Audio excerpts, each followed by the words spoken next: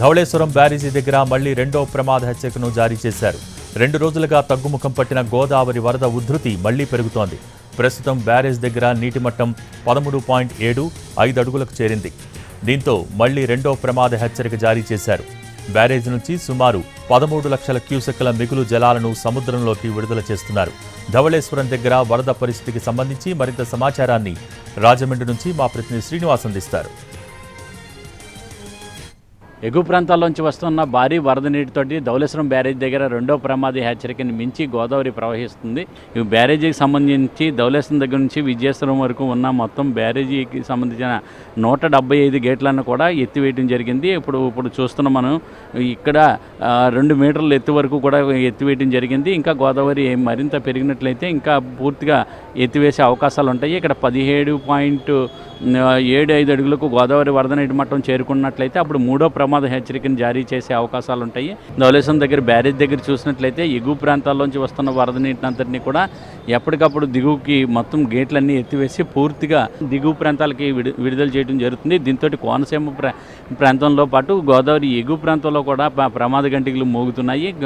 ఇప్పటికే లంక గ్రామాలు ఈ గోదావరి బ్యారేజీకి ఎగువ ప్రాంతంలో ఉన్న 9 లంక గ్రామాలకు సంబంధించి జల దిగ్బంధంలో చిక్కుకోవడం జరిగింది. దీంతో వాళ్ళందరినీ కూడా పునరావాస కేంద్రాలకి తరలించారు. అలాగే ఇక్కడ బ్రిడ్జి లంక కానీ టానే లంక కానీ కేదార్ లంక ఇలాగా మొత్తం 9 లంక ప్రాంతాలు ఉన్నాయి.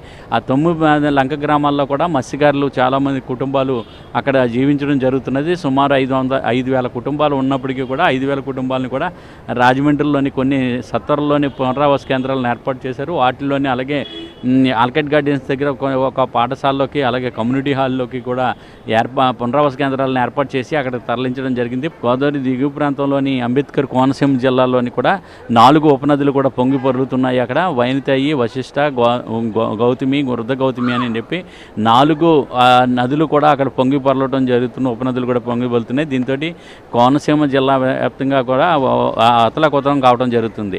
అక్కడ చూసినట్లయితే నదీ పరివాహక ప్రాంతాలు అన్నింటి కూడా ప్రజలందరూ కూడా బిక్కుబిక్కుమంటూ గడుపుతున్న పరిస్థితులు ఉన్నాయి. ఇప్పటికే ప్రమాదకర స్థాయిలోకి అక్కడ గోదావరి ప్రవహిస్తుంది. అంబేద్కర్ కోనసీమ జిల్లా అలాగే భీమవరం జిల్లాకి సంబంధించి ఆ రెండు జిల్లాలకి మధ్యన ప్రవహిస్తున్న ఈ కనకేలంక కాజువేవ్ దగ్గరికి అయితే పూర్తిగా మునిగిపోవడంతో అక్కడ పడవల సహాయంతో వెళ్తున్నారు. కొబ్బరి తోటల నుంచి వాళ్ళందరూ కూడా నీటిలోంచి మళ్ళీ వచ్చి అక్కడి నుంచి మళ్ళీ ఒడ్డుకి చాకలిపాలెం వచ్చి చాకలిపాలెంలోని ఏమన్నా నిత్యావసర వస్తువులు కొనుక్కొని మళ్ళీ తిరిగి అయ్యే పడవల్లో మళ్ళీ ఏర్పాటు చేస్తున్నారు. ఇందుకోసం ప్రతి చోట కూడా పడవలు అనేది ఏర్పాటు చేయడం జరిగింది. గోదావరి మరింత పెరిగే అవకాశాలు కూడా కనిపిస్తున్నాయి. దీంతో ధవళేశ్వరం బ్యారేజ్ దగ్గర క్రమేపీ గోదావరి వరద నీటి మట్టం పెరుగుతుంది. దీంతో ఈ మరింత పెరిగే అవకాశాలు అయితే కనపడుతున్నాయి. ప్రస్తుతం అయితే రెండో ప్రమాద హెచ్చరికను మించి గోదావరి ప్రవహిస్తుంది. ఇప్పుడు ప్రస్తుతం 14.2 అడుగుల వద్ద గోదావరి వరద నీటి మట్టం అయితే కొనసాగడం జరుగుతుంది.